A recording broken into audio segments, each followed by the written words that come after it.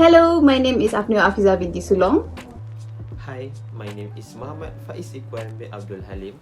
Hi, my name is Mohamad Amirul Safuan bin Aziz. Hi, my name is Mohamad Hijaz bin Mohamad.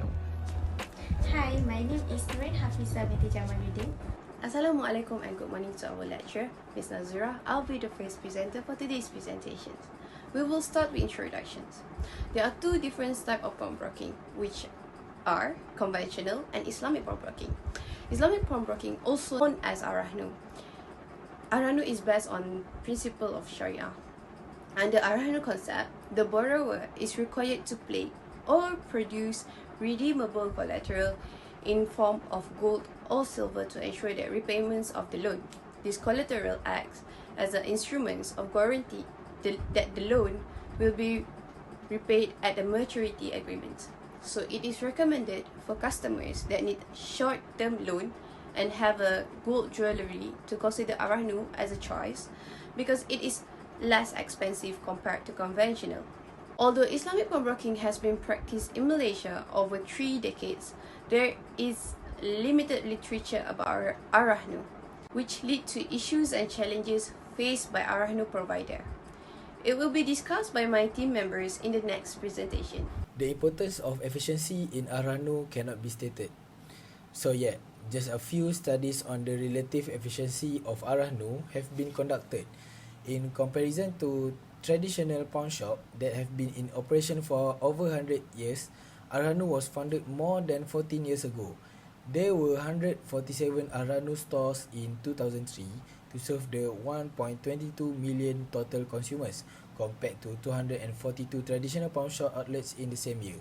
Ar-Rahnu needs to be effective in order to be viable. Ar-Rahnu is a product that is used in Malaysia by both Muslims and non-Muslims.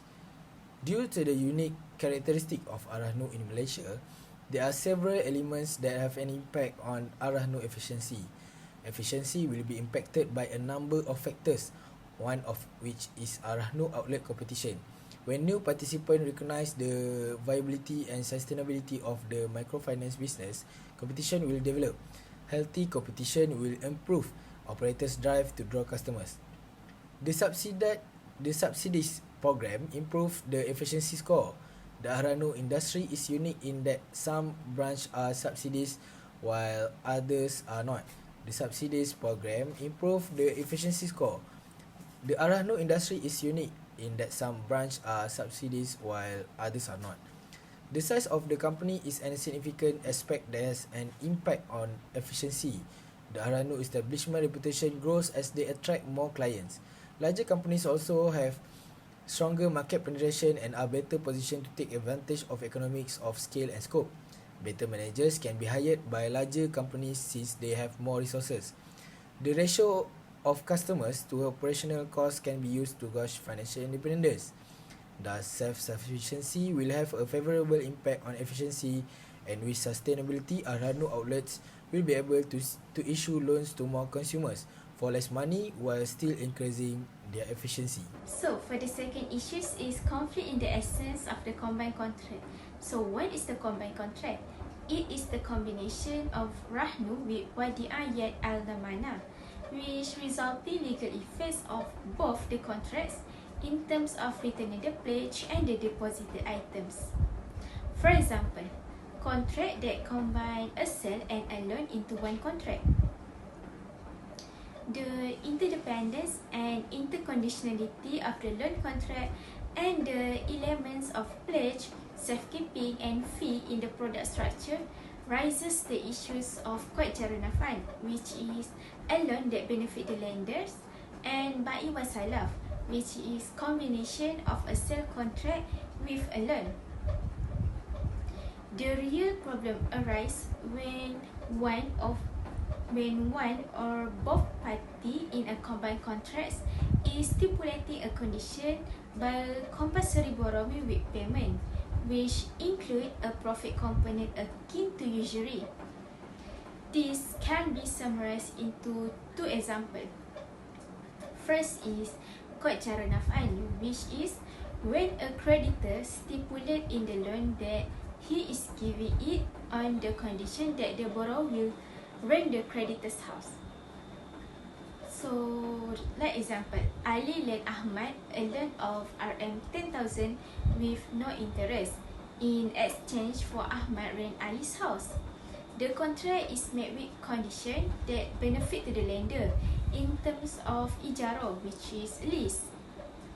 For another example is Ba'i was Salaf, where Amira lent Amani RM2,000 on the condition that Amani buy watch from her in installment for RM200. Both of the activity is prohibited in Sharia. In conclusion, we are encouraged to use Ar-Rahnu in Tawarruk because it is the best option and applicable to replace the combination of contract. Next, we move on to challenge of Ar-Rahnu. The first challenge of Ar-Rahnu is presence of illegal money lenders, or we can call it as loan sharking.